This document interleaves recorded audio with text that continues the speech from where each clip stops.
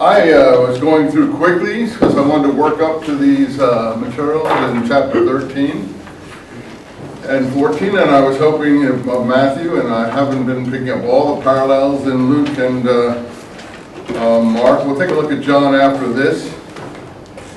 But in doing so, we came upon so many little sort of interesting little points, and we didn't even look into the apostle lists,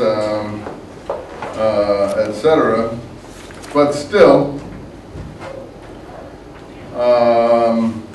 where did we get to? We got to about his mother and his brothers. The end of chapter 12, we're standing outside waiting for him, and he answered, "Who is my mother? Who are my brothers?" Again, you take these as favorite aphorisms, and I'm at peace with that. That's fine. It's a matter of choice, historical insight, and inspiration, and other things. I frankly feel my mothers and my brothers are more to me than just that, but that's, you know, it's very attractive, a very attractive aphorism, isn't it? And that's the thing about this. It's so attractive that it kind of captivates people, wouldn't you say? I mean, it's extremely captivating, and it has worked its magic 2,000 years. So you say, well, why are you trying to do anything to it? Well, my only job here is not to I have to deal with the captivation, because the captivation is part of the inability to dig beneath it.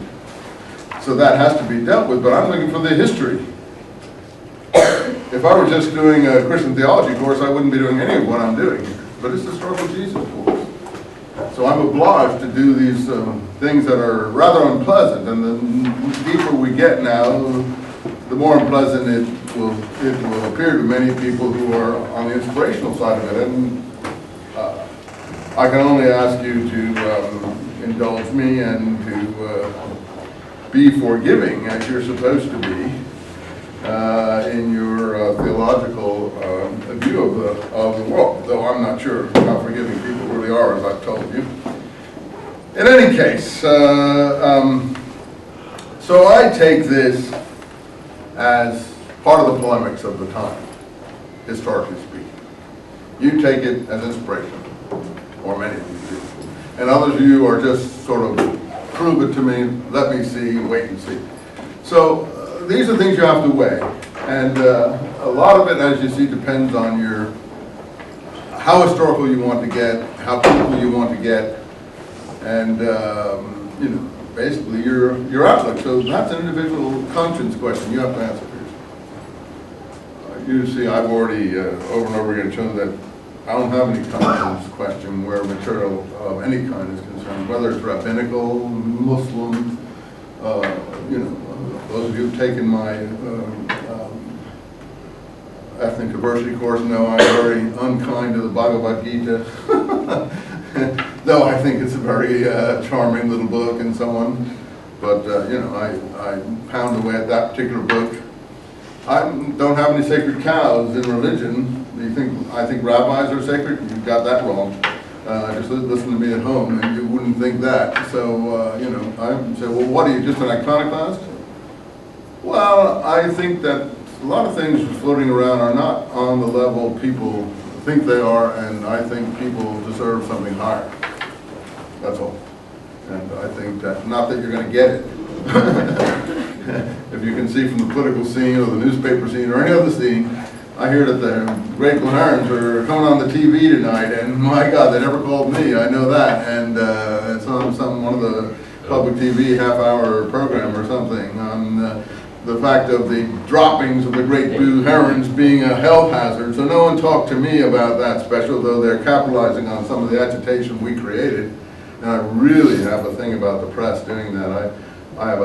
They say that the Republican Party hates the press, man. Well, you're looking at someone who really abominates the press.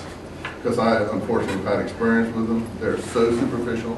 They just skim the top of things. They just want a quick fix, anything to get the headline going, you know, and they don't understand what they may be breaking or not breaking, and so on and so forth. And they're all rip-off artists. There's almost none of them who has an original idea themselves. And it's, to me, you know, you say you sound cynical. Yeah, I've been through the press on the whole Dead Sea Scrolls struggle, on the James ossuary, now on this Heron thing, and I know what the press is like, and it's just frightening to me. And I know the people who call me. I know the talk shows I go on. I know the journalists who call me.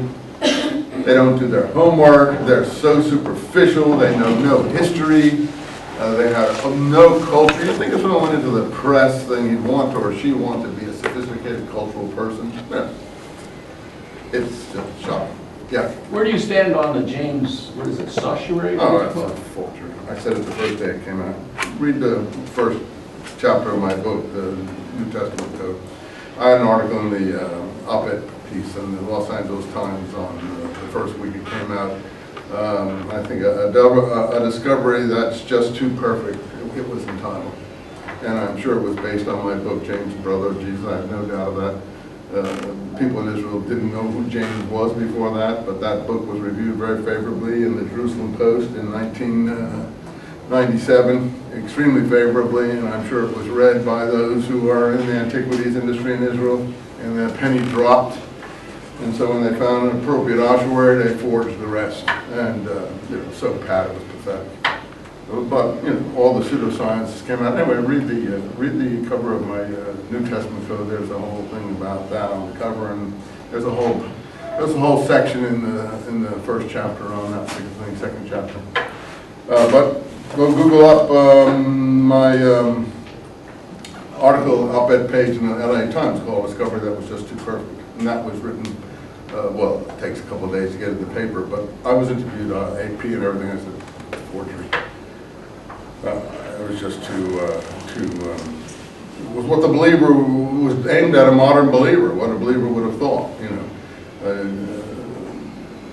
Jacob, the son of Joseph, there'd be plentiful ossuaries probably, because people don't realize how plentiful the ossuaries are in Jerusalem. It costs you $20 for something like that in an antiquities store. You know, they dig them out of the hillsides all of the time. And so the forger put in a different handwriting, the brother of Jesus. There's no, only one ossuary in existence that even mentions a brother. And in terms of ossuaries I'm talking about. And it was in a different handwriting. And in addition, James was so famous, I've tried to tell you in his own time, he wouldn't have needed the cognomen, the brother of Jesus, only a later